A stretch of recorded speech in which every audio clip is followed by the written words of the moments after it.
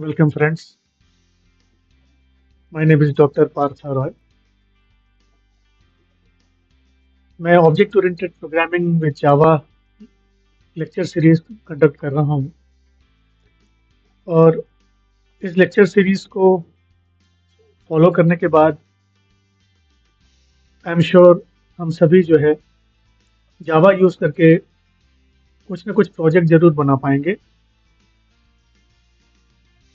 तो शुरुआत के लिए ये कुछ 5 पार्ट्स में डिवाइडेड होगा और आज हम फर्स्ट पार्ट को ऑब्जर्व कर रहे हैं। तो टॉपिक जो हम फर्स्ट पार्ट में कवर करेंगे वो रहेगा introduction and fundamentals of Java, background of Java, about Java technology. उसके बाद जावाज आर्किटेक्चर, जहाँ पे हम समझेंगे क्या क्या कंपोनेंट्स है जेवीएम के और कैसे हम जावा को यूज़ करते हैं। फिर हम कंसोल इनपुट्स लेने के लिए कुछ टेक्निक्स देखेंगे, जैसे कि हम कीबोर्ड से कैसे इनपुट्स ले सकते हैं। उसके बाद एरेज के बारे में हम डिस्कस करेंगे, जहाँ पे एरे ऑफ बेसिक टाइप्स या प्रिमिटिव टाइप्स के बारे में डिस्कशन चलेगा। फिर कंस्ट्रक्टर्स के बारे में हम डिस्कस करेंगे, फाइनलाइज मेथड के बारे में डिस्कस करेंगे, कैसे फाइनलाइज और कंस्ट्रक्टर मेथड्स काम करते हैं वो ऑब्जर्व करेंगे। फिर फाइनल कीवर्ड के बारे में डिस्कशन होगा, जहाँ पे डेटा मेंबर्स, मेंबर मेथड्स और क्लास कैसे फाइनल होने पे कैसे बिहेव करते हैं वो हम ऑब्जर्व करेंगे। उसके बाद दिस रेफरेंस और दिस मेथड के बारे में डिस्कस करेंगे और उसके कुछ एप्लीकेशंस देखेंगे। और लास्ट में हम स्टैटिक मेंबर्स के बारे में डिस्कस करेंगे, कैसे स्टैटिक मेंबर्स वर्क करते हैं, उनका बिहेवियर कैसा होता है और हम उसको कैसे अप्लाई कर सकते हैं। तो these are the topics that we are going to discuss in this first part of the lecture series. तो शुरुआत करते हैं with introduction and fundamentals of Java. Starting with the introduction part, Java programming language जो है वो James Gosling, mic Sheridan और Patrick Norton ने create किया था और ये जून 1991 से उन्होंने शुरू किया था ये काम करना जावा के ऊपर। और अभी तक जावा जो है सक्सेसफुली रन हो रहा है और लोग यूज़ कर रहे हैं, कमर्शियली भी यूज़ होता है और एकेडमिकली भी जावा हम यूज़ करते हैं। जावा जो है यूजुअली बनाया गया था ओरिजिनली, उसको डिज़ाइन किया गया था फॉर इंटरैक्टिव टेलीविज़न। जो टेलीविज़न में सेट टॉप बॉक्स होता है उसमें उन जावा प्रोग्राम्स को रख के और उन सेट टॉप बॉक्स के डेटा को मैनेज करने के लिए बनाया गया था। ये सी और C plus plus programming style को फॉलो करते हुए, उसी स्टाइल को फॉलो करते हुए जावा को बनाया गया था कि जिस टाइम पे सी सी प्लस प्लस सबसे ज़्यादा पॉपुलर हुआ करते थे, उस टाइम पे सी और सी प्लस प्लस में एक प्रॉब्लम था कि एक बार जब हम कोई सी प्लस प्लस या सी का प्रोग्राम कंपाइल करते थे और कंपाइल करने के बाद जब हम उसको रन करते थे तो एक पर्टिकुलर ऑपरेटिंग सिस्टम पे ही उसको हम रन कर पाते थे।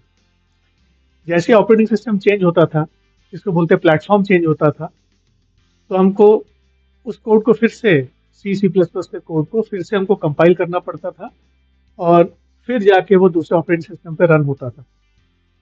तो इसमें पोर्टेबिलिटी का बहुत बड़ा प्रॉब्लम शुरू हो गया था, क्योंकि रिक्वायरमेंट्स बढ़ रहे थे, पोर्टेबिलिटी की रिक्वायरमेंट बढ़ रही थी। तब भी जावा का जावा का जो आइडिया था कि एक जेवीएम बना दिया जाए, जिससे कि जावा अगर किसी भी जावा प्रोग्रामिंग हमने किया है, किसी भी अगर प्लेटफॉर्म पे किया हो, कोई भी ऑपरेटिंग सिस्टम पे किया हो, उसमें से जो जावा का जो बाइट कोड जनरेट होता था वो किसी भी जेवीएम पे रन हो जाता था। और जेवीएम बनाया गया था हर एक ऑपरेटिंग सिस्टम के लिए, हर प्लेटफॉर्म के लिए जेवीएम बनाया गया था। अभी भी हर प्लेटफॉर्म के लिए जेवीएम है, इसलिए हम किसी भी प्लेटफॉर्म पे, किसी भी ऑपरेटिंग सिस्टम पे अगर अपने जावा को कंपाइल करते हैं, जावा कोड को, सोर्स कोड को, तो उससे जो जनरेट होता है बाइट कोड, उसको आप किसी भी ऑपरेटिंग सिस्टम के जेवीएम पे रन कर सकते हैं बिना उसे मॉडिफाई किए। सो एक बहुत बड़ा इसमें एडवांटेज मिलने लग गया था जावा के ऑपरेशंस में, क्योंकि जावा वर्चुअल मशीन जावा को प्लेटफॉर्म इंडिपेंडेंट बना दिया था। सो ऐसे बहुत सारे पॉइंट्स हैं जिसके कारण जावा जो है सी प्लस प्लस से थोड़ा सुपीरियर बन गया। और ऑल्सो इसमें बहुत सारी चीज़ें हैं जो हम कर सकते हैं जो सी प्लस प्लस में लिटिल बिट डिफिकल्ट हो सकता है। तो दैट्स वाई जावा इतना पॉपुलर है। जब जावा डेवलप होना शुरू हुआ तो उसमें सबसे पहला वर्जन जो जावा का निकला था वो 1996 में निकला था। जेडीके 1 बोलते थे उसको। जेडीके का फुल फॉर्म है जावा डेवलपमेंट किट। और ये जो डेवलपमेंट किट जो था that was constituting all the classes, inbuilt pre built classes जो है जावा में उसमें थी। और उनको यूज़ करके आप जो है अपने खुद के एप्लीकेशंस बना सकते हैं। उसके बाद डेवलपमेंट होता रहा। अभी जो लेटेस्ट वर्जन चल रहा है वो जेडीके का 25 वर्जन है, जेडीके 25 कहते हैं। सो ये प्रेजेंटली अभी चल रहा है, इसमें भी और डेवलपमेंट हो रहा है। सो जावा में जो है फोर कैटेगरी के प्रोग्रामिंग हम कर सकते हैं। पहला कैटेगरी है जावा एसी, जिसको बोलते हैं स्टैंडर्ड एडिशन। जावा स्टैंडर्ड एडिशन जो है वो हर प्लेटफॉर्म, जावा में जितने भी हम कोड लिखते हैं उसका बेस है। जावा स्टैंडर्ड एडिशन जो है वो कोर जावा प्रोग्रामिंग प्लेटफॉर्म का पार्ट है, जहाँ पे लाइब्रेरीज और एपीआई प्रोवाइडेड है। एपीआई का मतलब होता है एप्लीकेशन प्रोग्रामिंग इंटरफेस, और ये एक कलेक्शन है ऑफ पैकेजेस, और पैकेजेस है are the collection of classes. So pre built in built classes हैं जिनको हम यूज करके हमारे desktop applications and various kinds of tools हम बना सकते हैं। तो Java SE is the standard edition. उसके बाद आता है जावा डबल ई। जावा एसी के ऊपर ही जावा डबल ई को बनाया गया है। जावा डबल ई का मतलब है एंटरप्राइज एडिशन। ये एंटरप्राइज के लिए मतलब बड़े बड़े कंपनीज के लिए अगर हमको डेवलपमेंट करना हो, लार्ज स्केल एप्लीकेशंस बनाने हो, डिस्ट्रीब्यूटेड एप्लीकेशंस बनाने हो जो फॉल्ट टॉलरेंट हो, मल्टी टियर आर्किटेक्चर में अप्लाई करना हो, तो ये सभी चीज़ों के लिए जावा डबल ई में बहुत सारे फीचर्स दिए हुए हैं that add up with Java SE. तो जावा एसी का बेस के ऊपर जावा एंटरप्राइज एडिशन बनाया गया है, जिसपे कि हम ह्यूज स्केल में, लार्ज स्केल में कमर्शियल एप्लीकेशंस बना सकते हैं। उसके बाद जावा का एप्लीकेशन जो है वो माइक्रो एडिशन में भी है, एमई जिसको बोलते हैं। जावा एमई का मतलब हो गया जितने भी माइक्रो डिवाइसेस हैं, इसमें जिसको बोलते हैं चिप बेस्ड डिवाइसेस, या कह सकते हैं अगर micro controller kind of devices जिसमें जो है माइक्रो चिप्स होते हैं, उनमें भी हम जो है जावा के कोड को रन कर सकते हैं। तो जैसे हमने पहले ही देखा था पॉइंट में कि ये जो है सेट टॉप बॉक्सेस के लिए बनाया गया था इनिशियली, तो उसमें भी वही है कि एक छोटा सा हार्डवेयर होता है जिसके अंदर हम जावा को इंस्टॉल कर सकते हैं। तो जावा का जो वर्चुअल मशीन है उसका एक छोटा पार्ट हम इंस्टॉल करते हैं उसमें, जिसको बोलते हैं स्मॉल फुटप्रिंट वर्चुअल मशीन, जिसपे हम जावा एप्लीकेशन को रन कर सकते हैं। तो ये micro edition is for micro devices, जैसे मोबाइल डिवाइसेस हो गए, इस टाइप से डिवाइसेस हैं जिसमें हार्डवेयर बहुत छोटा होता है, मेमोरी रिक्वायरमेंट्स कम रहती है उसमें, और मेमोरी अवेलेबिलिटी कम रहती है, और उसी में एफिशिएंटली रन करना हो तो जावा के एमई एडिशन के प्रोग्राम्स हम बना के रन कर सकते हैं। उसके बाद आता है जावा कार्ड। जावा कार्ड जो है वो एक डिफरेंट कैटेगरी के एप्लीकेशंस है जिसमें कि हम जो है क्रेडिट कार्ड्स, डेबिट कार्ड्स जिसमें चिप लगे रहते हैं, उसमें हम इंस्टॉल कर सकते हैं, जिससे कि हम प्रॉपरली कार्ड के जो जो भी डेबिट कार्ड या क्रेडिट कार्ड है उसके ऑपरेशंस को हम लोग जो है स्मूथ रन कर सकें। सो ये भी एक इम्पॉर्टेंट एप्लीकेशन है जावा का। तो वो 4 टाइप के हम लोग एप्लीकेशंस बना सकते हैं जावा में। जावा टेक्नोलॉजी में जो है 3 मेजर कंपोनेंट्स हैं जिसको हम यूज़ करते हैं जब भी हम डेवलपमेंट कर रहे हैं। तो पहला कंपोनेंट है जावा प्रोग्रामिंग लैंग्वेज। तो हम जो भी प्रोग्राम बनाते हैं, जैसे हम सी प्लस प्लस में बनाते हैं या पाइथन में बनाते हैं, उसमें हम क्या लिखते हैं, जो उस पर्टिकुलर लैंग्वेज का जो प्री डिफाइंड सिंटैक्स है उसको यूज़ करके हम जो है प्रोग्राम लिखते हैं, और उस प्रोग्राम को एज ए टेक्स्ट फाइल हम सेव करते हैं। तो जावा में भी वैसे ही हम करेंगे। प्रोग्रामिंग स्टेटमेंट्स लिखेंगे, उसको डॉट जावा फाइल बना के सेव कर लेंगे। सो ये जो जावा प्रोग्रामिंग का सिंटैक्स है उसको फॉलो करके हम उस चीज़ को कंप्लीट करेंगे।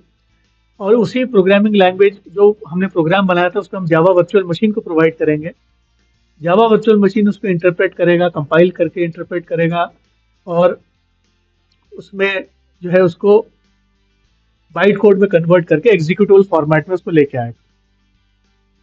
और जावा प्लेटफॉर्म हमको प्रोवाइड जो मिला है वो, उसमें हम जेवीएम को एज ए पार्ट ऑफ, उसमें एज ए पार्ट जेवीएम का भी रहता है, और एक रन टाइम एनवायरनमेंट हमको मिलता है जिसमें हम जो है जो एपीआईज है हमको रन कर यूज करके हम प्रोग्राम को रन कर सकते हैं। सो ये 3 मेजर कंपोनेंट्स है जावा टेक्नोलॉजी के। नेक्स्ट हम ऑब्जर्व करते हैं about the architecture of Java. Java में क्या क्या चीज़ें हम ऑब्जर्व कर सकते हैं, कैसे वर्क होता है जावा का। एक बहुत सिंपल से डायग्राम से हम इसको समझते हैं। सबसे ऊपर आप ऑब्जर्व कर रहे हैं कि जावा सोर्स कोड।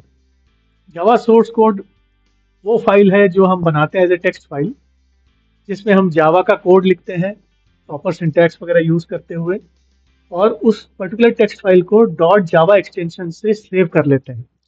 तो जैसे ही हम इसको डॉट जावा से एक्सटेंशन से सेव करते हैं तो ये जावा का सोर्स कोड फाइल बन जाता है। अब ये जावा के सोर्स कोड फाइल को अगर हमें कंपाइल करना हो तो हमें जावा कंपाइलर को उसको प्रोवाइड करना हो। अब जावा कंपाइलर इसको कंपाइल करेगा, अगर कोई एरर नहीं है तो उसका बाइट कोड फाइल जनरेट करेगा जिसको बोलते हैं डॉट क्लास फाइल। तो डॉट क्लास फाइल जो है वो बाइट कोड फाइल होता है, that is an intermediate code. ये बाइनरी कोडेड नहीं होता, ये 0101 के फॉर्मेट में नहीं होता, ये जो है एक इंटरमीडिएट कोड फॉर्मेट में रहता है जिसको बाइट कोड बोलते हैं। वो जेवीएम अंडरस्टैंडेबल फॉर्मेट में रहता है। सो ये डॉट क्लास फाइल जो है वो रन करने में हमको मदद करेगा हमारे कोड को। और ये डॉट क्लास फाइल जो बन रहा है उसके साथ साथ अगर हमने अपने जावा सोर्स कोड फाइल में कुछ इंपोर्ट स्टेटमेंट्स यूज किए हैं जो ऑलरेडी अवेलेबल जेडीके में एपीआईज हैं, उनको यूज करके हमने कुछ क्लास फाइल्स को इंपोर्ट किया है, तो उनके भी क्लास फाइल्स के जो कोड है वो भी जो है इकट्ठा होकर क्लास लोडर को प्रोवाइड किया जाता है। और क्लास लोडर जो है वो इकट्ठा करता है इस क्लास फाइल के कोड को, दोनों जहाँ इंपोर्ट किए हुए हैं क्लास फाइल्स प्लस जो हमने बनाया है, उनको सबको जोड़ के उसको कैसा कहना चाहिए बाइंडेड फॉर्मेट में उसको क्रिएट करके उसको एग्जीक्यूशन इंजन को प्रोवाइड करता है। ये जो एग्जीक्यूशन इंजन है ये अंडरलाइंग ऑपरेटिंग सिस्टम से इंटरेक्ट करता है और हमारे बाइट कोड को इंटरप्रेट करके समझाता है अंडरलाइंग ऑपरेटिंग सिस्टम को, और जो अंडरलाइंग ऑपरेटिंग सिस्टम है वो फिर हार्डवेयर को ऑपरेट करता है। सो ये जो स्ट्रक्चर हमारा बना हुआ है इस तरह से बनता है। ऊपर में जावा प्रोग्राम का सोर्स कोड है जिसको हम जेवीएम को देते हैं, और जेवीएम फिर ऑपरेटिंग सिस्टम को समझाता है, फिर ऑपरेटिंग सिस्टम जो है हार्डवेयर को समझाता है, और हमको जो डिजायर्ड आउटपुट है या डिजायर्ड इनपुट है हम उससे करवा सकते हैं, जो भी एक्टिविटी है उसको हम करवा सकते हैं।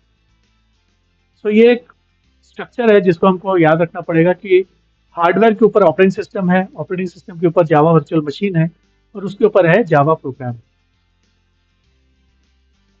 तो इस तरीके से जो है जावा का प्रोग्राम रन होता है और हम इसको ऑब्जर्व करते हैं।